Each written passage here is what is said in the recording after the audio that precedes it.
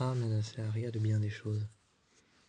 Arya était menacée d'avoir donné l'idée à Ezra de vendre la voiture, la Chevrolet. Arya savait que Ezra ne devait jamais être au courant de ça.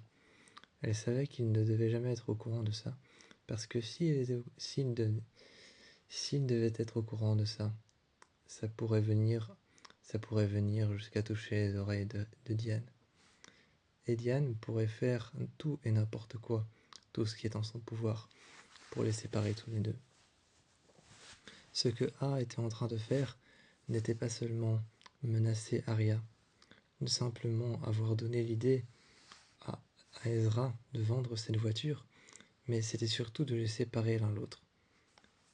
A était en train de tout faire pour pouvoir les séparer l'un l'autre, parce que A savait que si il divulguait cette information et que Diane tombait dessus, que la mère de Ezra ou la famille de Ezra tombait sur cette information, que c'était Arya qui l'avait convaincu par tous les moyens, et qui avait fait en sorte que lui vende cette voiture, une voiture auquel il n'avait pas trop le droit de la vendre. Elle savait très bien que si jamais elle divulguait cette information, elle ne reverrait plus jamais Ezra.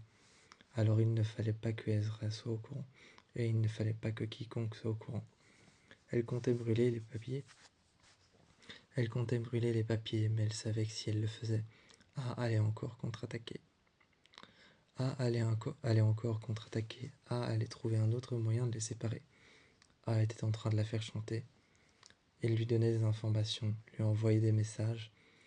Il lui envoyait des messages menaçants, parlant de Ezra et de sa famille, parlant du fait qu'elle ne le verrait plus jamais. De temps en temps, ces messages n'étaient pas des informations, mais plutôt des avertissements. Il lui envoyait aussi quelques dossiers, quelques emails, ou alors quelques adresses et coordonnées où elle devait se rendre, qui pouvaient lui donner certains indices sur comment faire pour pouvoir inverser ça. A n'était pas simplement en train de l'aider, A était en train de la manipuler. A était en train de la manipuler, de jouer avec elle, de jouer avec ses nerfs. Elle ne savait pas encore si A était Mona. Elle en avait la certitude, mais elle ne le savait pas. Leur certitude ensemble était que A était Mona, mais elle ne le savait pas encore. Alors que Arya était partie dans un jeu qui ressemblait très fort à une course contre la montre.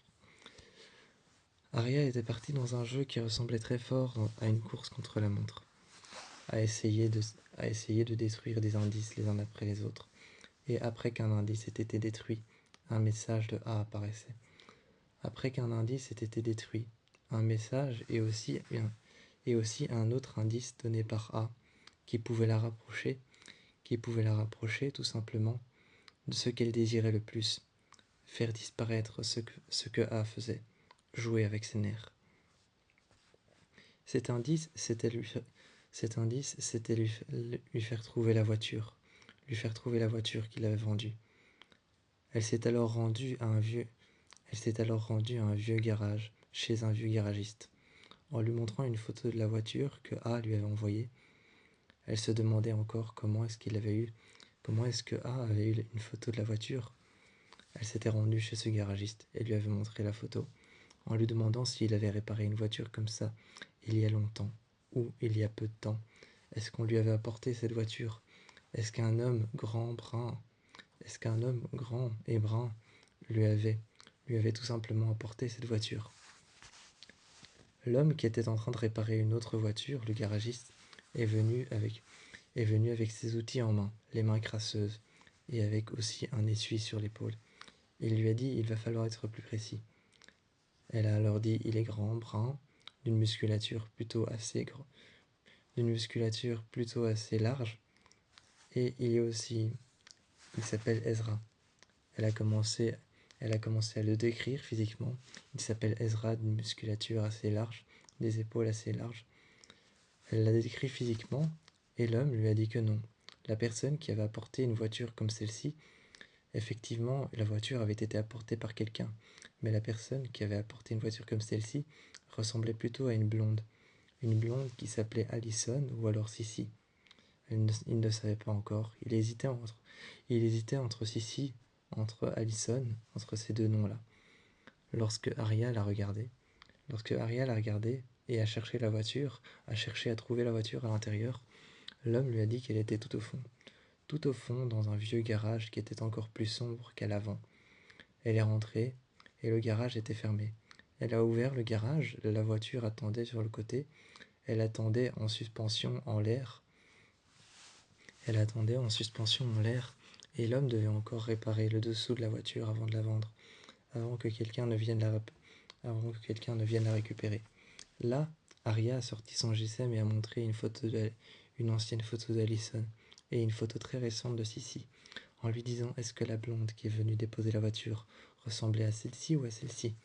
L'homme n'était pas sûr de lui, a regardé Arya et lui a dit: peut-être la première, peut-être la deuxième, je ne sais pas.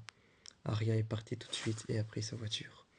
Elle n'avait pas encore d'indice clair et concret pour pouvoir supprimer ce que A faisait avec elle.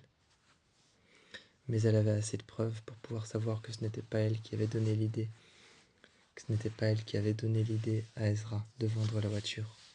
C'était A qui avait tout manigancé depuis le début et qui était en train de la faire chanter. Elle avait déjà assez de preuves concrètes pour pouvoir prouver ça à la famille de Ezra, si jamais ça arrivait jusqu'aux oreilles de sa mère.